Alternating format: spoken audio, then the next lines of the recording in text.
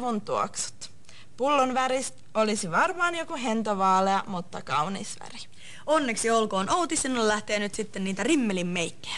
Ja poikien trendivoittaja, ja tästähän lähtee siis David Beckham tuotepakkaus ja rummut käy. Matias Stubbe Espoosta. Kesä tuoksuisi heinältä ja koivulta, kanelilta ja hiekalta.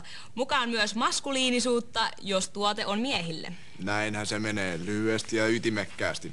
Tämän lisäksi meille on kirjoitettu ensisuudelmista ja seuraavasta ensisuudelmasta lähtee Klerasil tuotepakkaus. Jasmin. Koin ensisuudelmani 13-vuotiaana rannalla. Silloisen poikaystäväni kanssa kävelimme rannalla, kuuloisti hiuksiini ja värjäsi ne punaisiksi. Poikaystäväni pyysi minua istumaan ja me istuimme. Sitten vain yhtäkkiä hän käänsi pääni ja me suutelimme pitkään. Se oli ihanaa. Rannalla sattuu ja tapahtuu. Sitten me ollaan saatu palautetta. Joo, eli Alina Varkaudessa on taiteillut meille tämmösen. Erittäin hieno. Mä en ymmärrä, miksi mut on laitettu tuollaiseksi pahikseksi, kun mä oon tosi kiltti tyttö. Mutta teos on hieno ja siitä lähtee nyt sitten Timo Rautiaisen albumi Varkauteen. Ja huomenna me jatketaan, jutellaan Timon kanssa tästä näin. Ja kalkulaattori joutuu myös, Timo katsotaan mitä siitä sisältää. Kyllä. Sitten siellä on futista ja kaikkea muuta.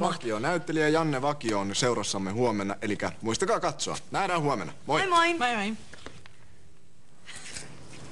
Oikein mukavaa kevään viimeistä boosteriviikkoa. Viimeinen boosteriviikko vietetään täällä Helsingin yliopiston normaali yhteiskoulu Viikki Iisa. Oikein mukavaa kevään viiveistä. Ei se mene.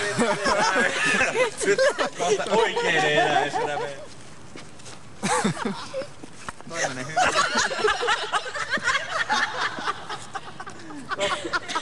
Tippunut.